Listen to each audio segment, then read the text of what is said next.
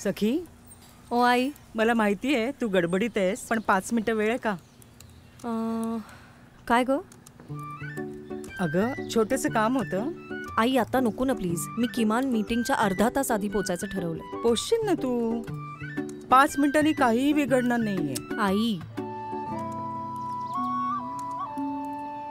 मला वाटलं होतं माहेरी आली आहेस, आठवडाभर निवांत राहशील. इथेही तुझा वेळ कामातच जातोय.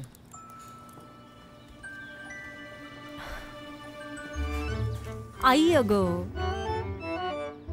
कॉफी करू दोघींसाठी?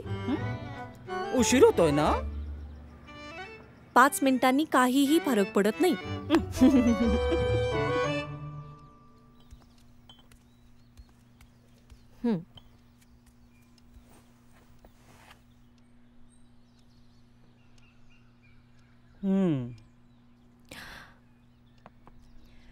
टेन्शन आलंय मीटिंगचं.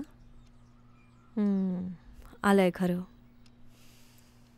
हा नवा ब्रँड सुरू केल्यापासून पहिलीच अशी मीटिंग आहे ना इन्व्हेस्टर्स बरोबर. काहीच कळत नाही आहे. त्यांना प्रेझेंटेशन आवडणार आहे का, ते इन्व्हेस्ट करायला तयार होणार आहेत का. शेवटपर्यंत वाटतंय काहीतरी राहणार आहे. गडबड नको व्हायला. तुला एक गोष्ट द्यायची होती. नाही, खरं तर वाढदिवसालाच देणार होते मी, पण आजचं तुझं टेन्शन बघून मला वाटलं हाच मुहूर्त जास्त साजेसा आहे ही गोष्ट देण्यासाठी. हां, त्याआधी तुला एक गोष्ट ऐकावी लागेल. छोटीशीच आहे. सांगू ना? सांग ना. गोष्ट आहे माझ्या आजी सासूबाईंची. आपली त्या काळी शेती होती ना गावी. एके वर्षी ना सगळं काही छान जुळून आलं होतं. असं दिमागदार पीक शेतात उगवलं होतं ना. सगळे आनंदात होते. पण नियतीच्या मनात काय होतं कुणास ठाऊक. बैलगाडीवरनं पडून आजी सासऱ्यांच्या पायाला झाली मोठी जखम. आता या पिकाचं काय करणार, कोण करणार, असा प्रश्न सगळ्यांना पडला. मग कोण पुढे आलं असेल? कोण? आजी सासूबाई. त्यांनी पुढाकार घेतला. सगळ्या लहान भावंडांना हाताशी घेतलं. पिकाच्या कापणीपासून ते धान्य बाजारात नेऊन विक्री करेपर्यंतची सगळी कामं कष्टाने केली आणि चोख केली. हो हो. सगळ्या कुटुंबाला एवढा अभिमान वाटला ना त्यांचा. कारण की सगळ्या कुटुंबाच्या ताकदीचं प्रतीक ठरल्या होत्या त्या. फारच विशेष होतं ते वर्ष.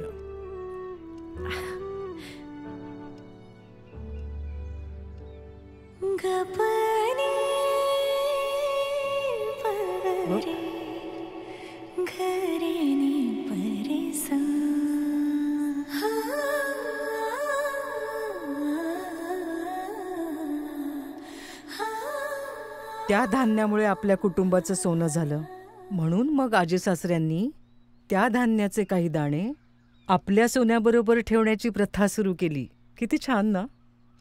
आता लाकडी बॉक्स उघड. पिढ्या पिढ्यांच्या विश्वासाची अविरत ही गुंफण. आजी सासऱ्यांनी आपल्या कर्तबगार बायकोसाठी जोंधळे माळ केली. सुरेख आहे ना.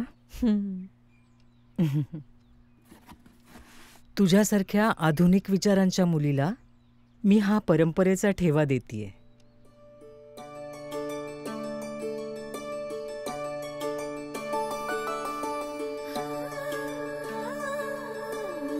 पारंपरिक जोंधळे माळ आधुनिक स्वरूपात तुझ्यासाठी.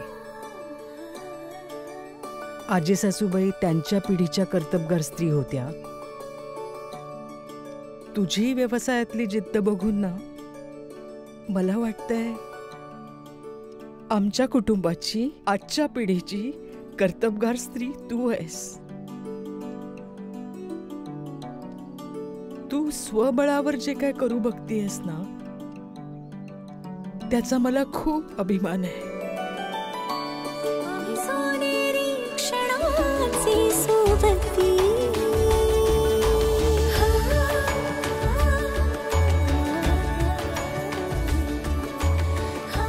वामन हरी पेठे ज्वेलर्स 115 वर्षांपासून महाराष्ट्राच्या सोनेरी क्षणांचे सोबती.